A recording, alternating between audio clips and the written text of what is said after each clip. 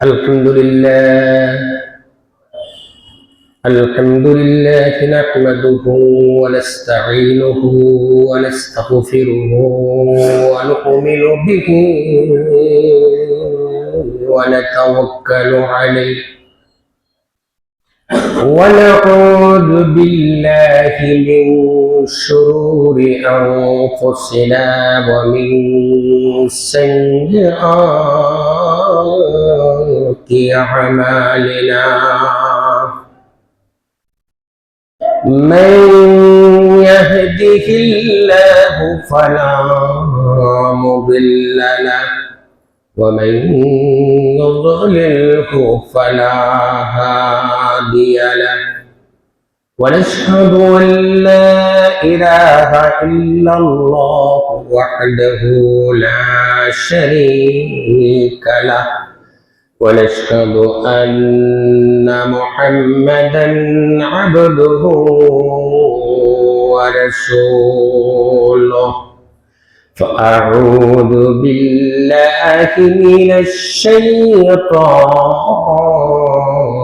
الرجيم بسم الله الرحمن الرحيم سبحان الذي أسرى بعبده ليلا من المسجد الحرام إلى المسجد الأقصى الذي باركنا حوله لنريه من آياتنا إنه هو السميع البصير. وقال الله تعالى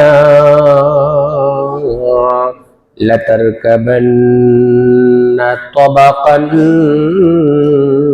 عن طبق. بارك الله لنا ولكم في القرآن العظيم ونفعنا وإياكم بالآيات والذكر الحكيم. اللهم صل على محمد وسلم. اللهم صل على محمد وعلى آل محمد كما صليت على إبراهيم وعلى آل إبراهيم إنك حميد مجيد. اللهم بارك على محمد وعلى آل محمد كما باركت على إبراهيم وعلى آل إبراهيم إنك حميد مجيد. আলহামদুলিল্লাহ, আল্লাহ পাকের অসংখ্য অগণিত মেহেরবানি যে আল্লাহ পাক রব্বুল আলামিন আপনিও আমাদেরকে পবিত্র রজবের মাসে জুমার নামাজ জামাতের সহিত আদায় করা এবং খুতবা শোনার জন্য আমরা মসজিদে এসে একত্রিত হইতে পেরেছি। এই জন্য আল্লাহ পাক রব্বুল আলামিনের আলিশান দরবারে শুকরিয়া জ্ঞাপন করি, বলি আলহামদুলিল্লাহ। আমি আপনাদের সম্মুখে যে আয়াতে করিমা তেলাওয়াত করেছি সূরাতুল বনী ইসরাঈলের প্রথম আয়াত। এই সূরাতুল বনী ইসরাঈলের ওই আয়াতে আল্লাহ পাক রব্বুল আলামিন তার হাবিব মুহাম্মদুর রাসূলুল্লাহ সাল্লাল্লাহু আলাইহি ওয়াসাল্লামের জীবনের সবচেয়ে বড় একটি মুআজিজার কথা আলোচনা করেছে। আমরা জানি ওই মাসটি রজবের মাস। ওই মাসের গুরুত্বপূর্ণ ঘটনা হলো মুহাম্মদুর রাসূলুল্লাহ বলেন সাল্লাল্লাহু আলাইহি ওয়াসাল্লামের পবিত্র মেরাজ। রাসূলের জীবনের পবিত্র মেরাজ সংঘটিত হয়েছিল ওই মাসে। আল্লাহ পাক রব্বুল আলামিন তার প্রিয় হাবিব মুহাম্মদুর রাসূলুল্লাহ সাল্লাল্লাহু আলাইহি ওয়াসাল্লামকে সান্ত্বনা দেওয়ার জন্য ডেকে পাঠালেন আরশে আজিমে। কোথায় পাঠালেন? তিনি রাত্রির বেলা মসজিদুল হারাম থেকে মসজিদে আকসা পর্যন্ত পরিভ্রমণ করে পুনরায় মক্কাতুল মুআজ্জমায় চলে আসলেন। আর এটা ছিল মুহাম্মদুর রাসূলুল্লাহ সাল্লাল্লাহু আলাইহি ওয়াসাল্লামের জীবনের সবচেয়ে বড় মুআজিজা।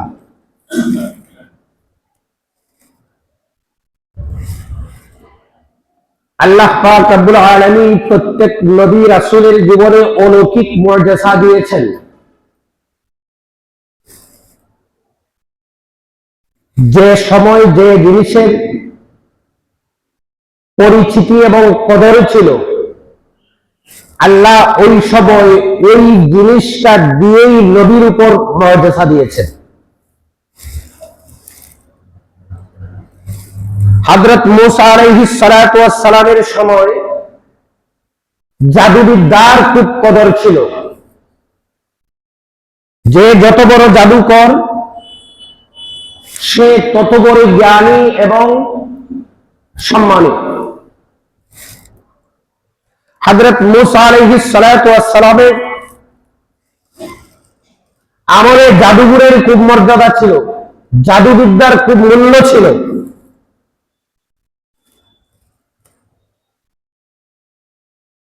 হযরত মূসা আলাইহিস সালাতু ওয়াস সালামের বিরুদ্ধে জাদুবিদ্যার মাধ্যমে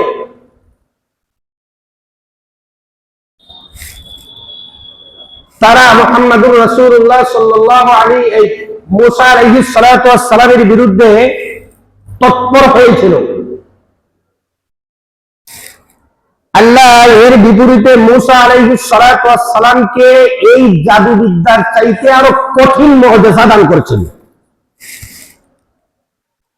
কয়টা কেমন? মূসা আলাইহিস সালাতু ওয়াস সালামের জাতি যখন জাদুবিদ্যার মাধ্যমে সাপ বানানো, সাপ ছেড়ে দিল মূসাকে দংশন করার জন্য, এর বিপরীতে আল্লাহ হযরত মূসা আলাইহিস সালাতু ওয়াস সালামকে এমন একটা মুআজিজা দান করলেন, হযরত মূসা আলাইহিস সালাতু ওয়াস সালামের ওই জাতির শত শত সাপের বিরুদ্ধে আল্লাহ জাদুবিদ্যাকে ধ্বংস করে দেওয়ার জন্য আল্লাহ মুআজিজা দিয়ে দিলেন মূসা আলাইহিস সালাতু ওয়াস সালামের লাঠির মধ্যে। জাদুঘরের সাপের সম্মুখে যখন মূসা তার হাতের লাঠি ছেড়ে দিলেন, তখন দেখা গেল হযরত মূসার হাতের লাঠিতে এমন বিরাট বড় এক অজগর সাপ হয়ে গেল, মূসার হাতের লাঠির সাথে জাদুঘরদের সব সাপ খেয়ে ফেলল।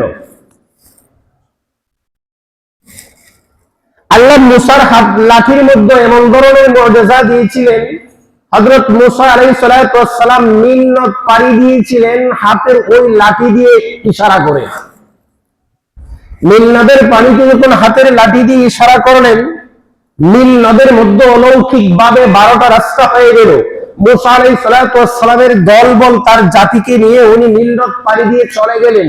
অপর দিকে যখন ফেরাউনের বাহিনীও দেখলো রাস্তা প্রশস্ত, আমরাও চলে যাব, তখন আল্লাহ পানিকে একত্রিত করে এই ফেরাউনের জাতিটাকে পানির মধ্যে চুবাইয়া মারলেন। হযরত ঈসা আলাইহিস সালাতু ওয়াস সালামের সময়ে খুব বেশি বিজ্ঞানী, স্বাস্থ্য বিজ্ঞানীদের প্রভাব বেড়েছিল। ডাক্তার, ইঞ্জিনিয়ার, বড় বড় জ্ঞান এবং বিজ্ঞানের খুব বেশি প্রভাব এবং প্রতিপত্তি ছিল। আল্লাহ পাক রব্বুল আলামিন এই জ্ঞান, বিজ্ঞান, স্বাস্থ্য বিজ্ঞানীদের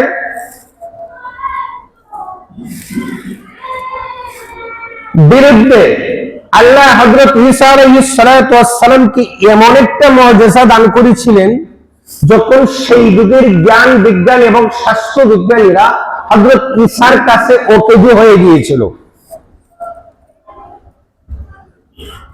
মানুষ যখন কোনো অসুস্থ হয় ডাক্তারের কাছে যায়, ডাক্তার ট্রিটমেন্ট করে, ওষুধ দেয়, মানুষ ওষুধ খেয়ে ভালো হয়ে যায়। একজন লোকের চোখে সমস্যা হচ্ছে, চোখের ডাক্তারের কাছে যাওয়ার পর চোখের ডাক্তার তাকে অপারেশন করে অথবা ঔষধ দিয়ে তাকে ভালো করে দেয়। কিন্তু কোন জন্ম অন্ধ যদি কোনো ডাক্তারের কাছে যায়, পৃথিবীর সকল ডাক্তার মিলে ওই জন্ম অন্ধকে ভালো করতে পারবে? কারণ আপনার চোখ ভালো ছিল, এরপরে চোখের সমস্যা হচ্ছে, ডাক্তার বলে তার চোখের নার্ভ গুলা ঠিক আছে, হয়তো কোনো কারণে তার ঝাপসা দেখছে বা চোখের কোনো ইনফেকশন সমস্যার কারণে এটা হচ্ছে, এই সমস্যাটা দূর করে দিলেই স্বাভাবিক হয়ে যায়। কিন্তু ঈসা আলাইহিস সালামের কাছে জন্ম অন্ধ যখন যেত, আল্লাহ ওই জ্ঞান বিজ্ঞানীকে তাক লাগানোর জন্য আল্লাহ নবী ঈসাকে এমন একটা মুজিজা দান করেছিলেন, জন্ম অন্ধ হযরত মুসার কাছে গেলে, হযরত ঈসার কাছে গেলে ঈসা আলাইহিস সালাম হাত দিয়ে ইশারা করলেই জন্ম অন্ধ ভালো হয়ে যেত। এজন্য কবি বলেন, হুসনে ইউসুফ দমে ঈসা ইয়াদে বাইদা দারি আঁচে খুবা হানি দারন্দ তু তনহা দারি। আল্লাহ ঈসা আলাইহিস সালামকে এমন মুজিজা দান করেছিলেন, জন্ম অন্ধ হযরত মুসার কাছে ঈসার কাছে আসলে ঈসা আলাইহিস সালাম আঙ্গুল দিয়ে ইশারা করলে জন্ম অন্ধ ভালো হয়ে যেত। তখন দেখা গেল এই চোখের সব বিশেষজ্ঞ যত স্বাস্থ্য বিজ্ঞানীরা আছে এরা তাক লেগে গেল, ব্যাপারটা কি? আমাদের বিজ্ঞান তো অকেজু, যেখানে নার্ভগুলা অকেজু হয়ে আছে, নার্ভগুলা অচল হয়ে আছে, অচল নার্ভকে আমরা সচ্ছল করতে পারি না। কিন্তু ঈসা আলাইহিস সালামের কাছে এমন কোন বিজ্ঞান, যে বিজ্ঞানের কারণে ঈসা আলাইহিস সালাম হাত দিয়ে ধরলে জন্ম অন্ধ ভালো হয়ে যায়। শুধু তাই না, পৃথিবীর কোন ডাক্তার মানুষকে হায়াত দিতে পারে? হায়াত দিতে পারে? হায়াত দিতে পারে না। আপনি অসুস্থ হয়ে হসপিটালে গেলেন, ডাক্তার চিকিৎসা করলো, অপারেশন করলো, সব অপারেশনে সাকসেসফুল হয় না? কিছু কিছু অপারেশন ব্যর্থ হয়। সব রোগীরাই কি ডাক্তারের চিকিৎসায় ভালো হয়ে যায় না? কিছু কিছু রোগী ডাক্তারের কাছে মারাও যায়, এমন হয় না? কিন্তু হযরত ঈসা আলাইহিস সালামের কাছে এমন জ্ঞান বিজ্ঞানের মুজিজা আল্লাহ দান করেছিলেন, আল্লাহর নবী ঈসা কোন কবরের কাছে গিয়ে যখন বলতেন কুম বিইযনিল্লাহ, সঙ্গে সঙ্গে কবর থেকে জীবন্ত মানুষ উঠে যেত। এখন বলেন তো দেখি, ঈসা আলাইহিস সালামের দিকে যত জ্ঞান বিজ্ঞান এবং স্বাস্থ্য বিজ্ঞানের প্রাদুর্ভাব হচ্ছে, প্রভাব বিস্তার করছে, আল্লাহের বিরুদ্ধে সকল জ্ঞান বিজ্ঞান এবং স্বাস্থ্য বিজ্ঞানীদেরকে তাক লাগানোর জন্য আল্লাহ পাক রব্বুল আলামিন হযরত ঈসা আলাইহিস সালামকে এমন জ্ঞান এবং বিজ্ঞানের মুজিজা দান করেছিলেন, এই জ্ঞান বিজ্ঞানীরা সবাই হযরত ঈসা আলাইহিস সালামের কাছে অকেজু হয়ে গেল। ঠিক তেমনি আল্লাহ পাক রব্বুল আলামিন মুহাম্মদুর রাসূলুল্লাহ সাল্লাল্লাহু আলাইহি ওয়াসাল্লামকে মেরাজ নামক মুজিজা যখন সংগঠিত করেছিলেন, যখন পৃথিবীর মানুষ, পৃথিবীর বিভিন্ন নাসার বিজ্ঞানীরা চাঁদকে নিয়ে, আকাশকে নিয়ে, জমিনকে নিয়ে গবেষণা করতে শুরু করলো, এরা গবেষণার প্রাথমিক পর্যায়ে যখন উপনীত হলো, আল্লাহ পাক রব্বুল আলামিন সেই গবেষণার জ্ঞান বিজ্ঞানের যুগে মুহাম্মদুর রাসূলুল্লাহ সাল্লাল্লাহু আলাইহি ওয়াসাল্লামকে জ্ঞান বিজ্ঞানের চূড়ান্ত এমন এক গবেষণার মাধ্যমে আল্লাহ সত্তাকাশ পারিদি আরশে আজিম পর্যন্ত পদক্ষেপ করালেন, যেখানে পৃথিবীর সকল জ্ঞান বিজ্ঞান এবং নাসার বিজ্ঞানীরা ঐক্য হয়ে তাক লেগে গেল, চমকে গেল, অবাক হয়ে গেল। এটা কিভাবে সম্ভব তারা মানতেই পারল না। মানুষের চেষ্টা যেখানে শেষ, আল্লাহর চেষ্টা সেখানে শুরু। আল্লাহ প্রত্যেক নবী রাসূলকে মুজিজা দিয়েছিলেন, সেই সময়ের প্রেক্ষাপটে ওই জিনিসের চাহিদা ছিল, ওই জিনিসের ঊর্ধ্বে আল্লাহ যে দায়িত্ব কোন বললেই যে ফায়াকুন হয়ে যায়, ওই জিনিসটা বোঝানোর জন্য আল্লাহ ওই নবীকে এর চেয়ে উত্তম একটা মুজিজা দান করেছেন। মুহাম্মদুর রাসূলুল্লাহ সাল্লাল্লাহু আলাইহি ওয়াসাল্লামকে আল্লাহ রাত্রির বেলা মসজিদুল হারাম থেকে মসজিদে আকসা পর্যন্ত পরিভ্রমণ করাইয়া আল্লাহ আবার মক্কাতুল মুকাররমায় ফিরিয়ে আনলেন। আল্লাহ পাক রব্বুল আলামিন যেমন উনি আপন সত্তার দিক থেকে অতুলনীয়, ওনার মর্যাদা এবং সত্তার দিক থেকে যেমন উনি অতুলনীয় করেছেন, ওনার সত্তাকে যেমন উনি অতুলনীয় করেছেন, ঠিক তেমনি উনি ওনার হাবিব মুহাম্মদুর রাসূলুল্লাহ সাল্লাল্লাহু আলাইহি ওয়াসাল্লামের মুআজিজাকে উনি অতুলনীয় করেছেন। আল্লাহ এটা অতুলনীয় করে আল্লাহ কি সুন্দর বর্ণনা করেন। সুবহানাল্লাযী আসরা বিআবদিহি লাইলান মিনাল মাসজিদিল হারাম ইলাল মাসজিদিল আকসাল্লাযী বারাকনা হাওলাহু লিনুরিয়াহু মিন আয়াতিনা ইন্নাহু হুয়াস সামিউল বাসীর। আল্লাহ ওই ঘটনাটা শুরু করেছেন সুবহানাল্লাহি। আমরা আশ্চর্যজনক কোন জিনিস যখন দেখতে পাই আমরা কি বলি? বলি না সুবহানাল্লাহ। আল্লাহ নিজেই ওই ঘটনা বর্ণনার আগে বলেছেন সুবহানাল্লাহ। আল্লাহ নিজেই আশ্চর্যান্বিত। আশ্চর্যজনক কোন জিনিস যখন আমরা দেখতে পাই তখন বলি সুবহানাল্লাহ। আমরা মানুষ অনেক ক্ষেত্রে দেখা যায় কোন জায়গায় সুবহানাল্লাহ, কোন জায়গায় আলহামদুলিল্লাহ, কোন জায়গায় আস্তাগফিরুল্লাহ, কোন জায়গায় ইনশাআল্লাহ, কোন জায়গায় মাশা আল্লাহ। এগুলা নিয়ম কারণও আমরা অনেকে জানি না। এক লোক রওনা হচ্ছে বাজারে যাবে গাদা খরিদ করার জন্য, ঘোড়া খরিদ করার জন্য। তো প্রতিমধ্যে তার বন্ধুর সাথে সাক্ষাৎ। তো তার বন্ধু বলতেছে, দোস্ত কোথায় যাচ্ছ? কই ঘোড়া খরিদ করবো। কই দোস্ত এটার সাথে ইনশাআল্লাহটা বললে ভালো হতো না? কই দোস্ত বাজারে ঘোড়া আছে, পকেটে টাকা আছে, ইনশাআল্লাহর প্রয়োজন কি? বাজারে ঘোড়া আছে, পকেটে টাকা আছে, ইনশাআল্লাহর তো কোনো প্রয়োজন নেই। মুসলমান যখন কোন জিনিস করবে তখন ইনশাআল্লাহ বলবে। যদি আল্লাহ আমাকে তৌফিক দেয়, আমি শত চেষ্টা করে ওই কাজটা করতে পারবো না যদি আল্লাহ আমাকে তৌফিক না দেন। তাহলে মুসলমান প্রত্যেকটা কথা কাজ আল্লাহর উপর ভরসা করে করবে। তো বন্ধু তো বলতেছে, বন্ধু তোর সাথে ইনশাআল্লাহটা বললে ভালো হতো না? বাজারে ঘোড়া আছে, পকেটে টাকা আছে, ইনশাআল্লাহর প্রয়োজন কি? তো বন্ধু ঘোড়া কেনার জন্য যখন বাজারে গেল, বাজারে তো প্রচন্ড ভিড়, গরুর বাজার, ঘোড়ার বাজার, এগুলো প্রচন্ড ভিড় থাকে না? প্রচন্ড ভিড়। এমন তো অবস্থায় একটা পকেট মার, পকেট চোর, সে আঙ্গুল ঢুকিয়ে পকেটে টাকা নিয়ে গেছে। এখন দুস্থ তো ঘোড়া টোড়া খরিদ টরিদ করে, পছন্দ করে ঘোড়া খরিদ করে যখন টাকা দিবে, পকেটে যখন হাত দিছে দেখে খোলার আর তলা নাই, হাত কালি যায়, আটকাতে পারে না।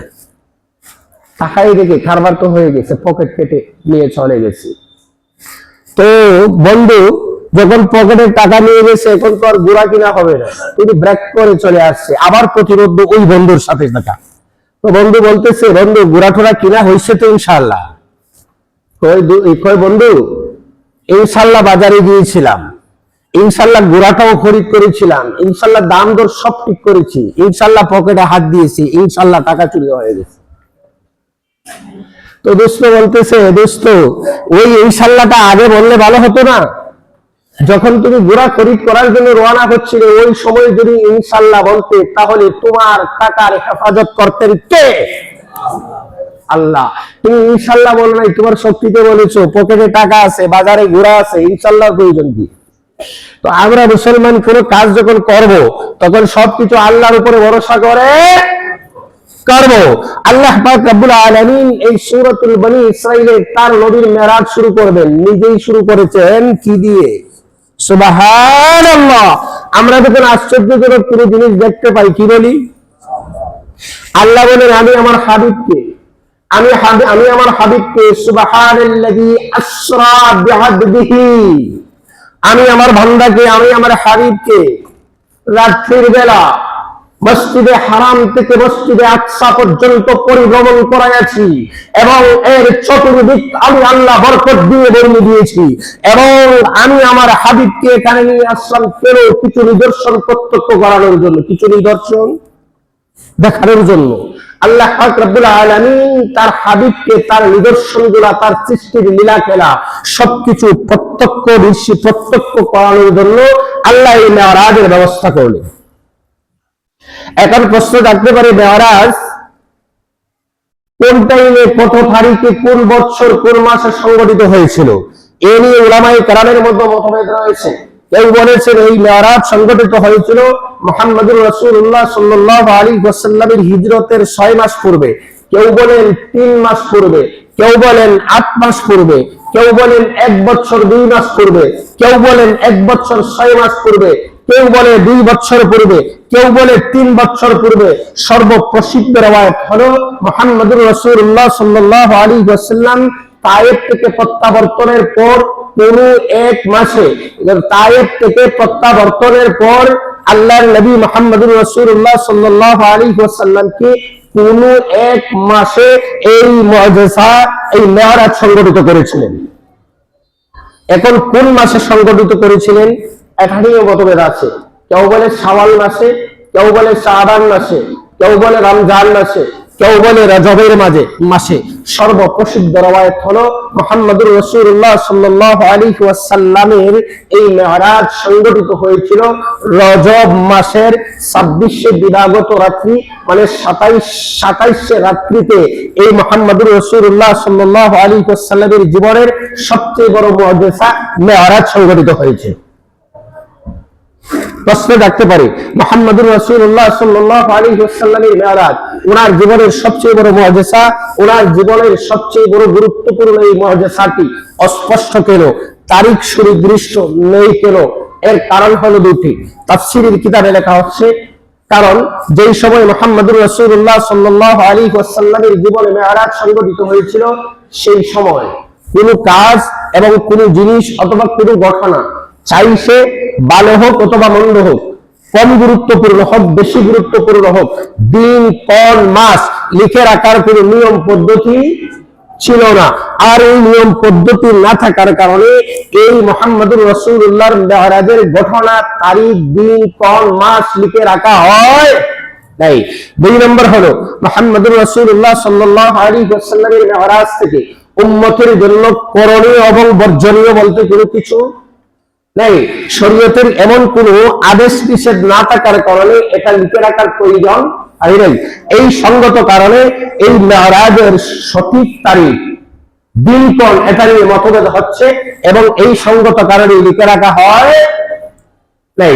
আসলে এই মেরাজটা রাসূলুল্লাহ করিম সাল্লাল্লাহু আলাইহি ওয়াসাল্লামের জীবনে সংঘটিত হওয়ার কারণটা কি ছিল, প্রেক্ষাপটটা কি ছিল? আল্লাহর নবী মুহাম্মদুর রাসূলুল্লাহ সাল্লাল্লাহু আলাইহি ওয়াসাল্লামকে আরশে আজিমে আল্লাহ কেন উঠায় নিলেন, কারণটা কি?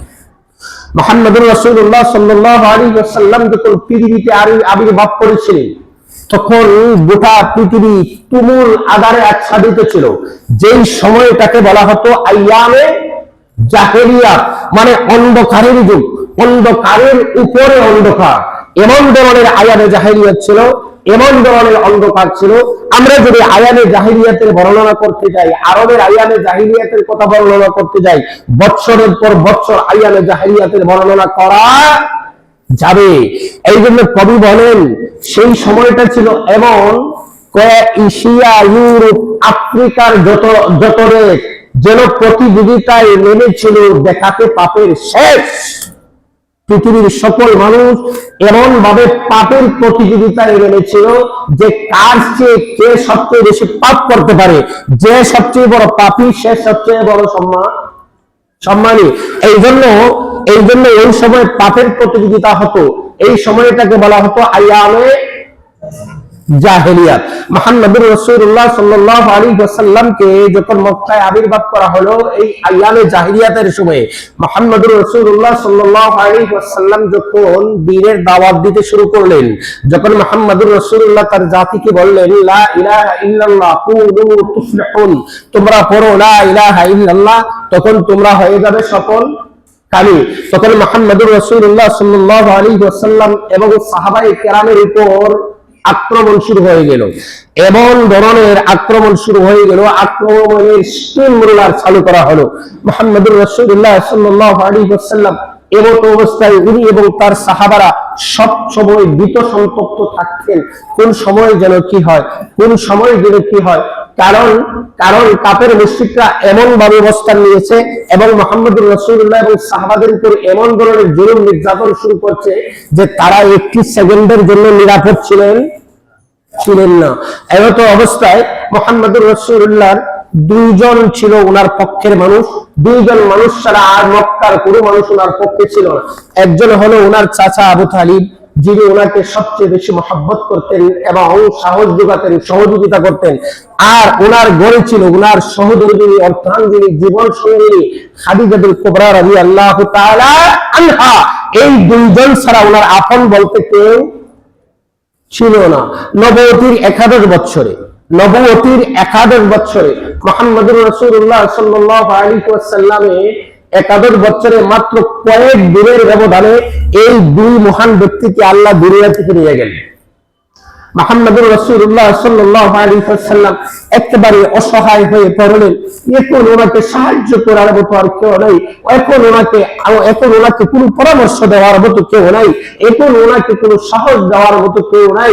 চাচা আবু তালিব দুনিয়া থেকে চলে গেলেন, সহধর্মিনী স্ত্রী খাদিজাতুল কুবরাও দুনিয়া থেকে চলে গেলেন। উনি এমন ভাবে অসহায় হয়ে পড়লেন, উনি কি করলেন, মক্কা থেকে তায়েফের দিকে উনি হিজরত করে চলে গেলেন। তায়েফে যখন হিজরত করতে চলে গেলেন, তায়েফের মানুষেরা মুহাম্মদুর রাসূলুল্লাহ সাল্লাল্লাহু আলাইহি ওয়াসাল্লামের উপর মক্কার চাইতে আরো বেশি জুলুম নির্যাতন শুরু করে দিলেন। এখন মক্কায় ওনার কোনো আপন মানুষ নাই, তায়েফে গিয়েও আত্মরক্ষার কোনো ব্যবস্থা নাই। তায়েফ থেকে আবার প্রত্যাবর্তন করে চলে আসলেন মক্কায়। যখন প্রত্যাবর্তন করে চলে আসলেন, আল্লাহ পাক রব্বুল আলামিন দেখতেছেন তার প্রিয় হাবিবের আর মাথা গুজারটাই নেই, তার প্রিয় হাবিব আর কথা বলার মতো আর সাহস নেই, তার প্রিয় হাবিবকে কেউ সাহস যোগানোর মতো কোনো মানুষ নেই। চাচা আবু তালিব দুনিয়া থেকে চলে গেছেন, সহধর্মিনী খাদিজাও দুনিয়া থেকে চলে গেছে। তায়েফবাসীরা মুহাম্মদুর রাসূলুল্লাহকে আশ্রয় দিল না। আমার রাসূল তো মক্কায় চলে আসছেন, এইবার আমার রাসূলকে আমি সান্ত্বনা কিভাবে দেই? সঙ্গে সঙ্গে আল্লাহ মুহাম্মদুর রাসূলুল্লাহ সাল্লাল্লাহু আলাইহি ওয়াসাল্লামকে বলেন, হে রাসূল, আসুন, দেখুন, উপভোগ করুন, আসুন, আসিয়া আপনি দেখেন আমার সৃষ্টির লীলা খেলা, আপনি আমার এই সৃষ্টি কত সুবিশাল, আমি আল্লাহিয়ত কত বড়, আমি আল্লাহ কি করেছি।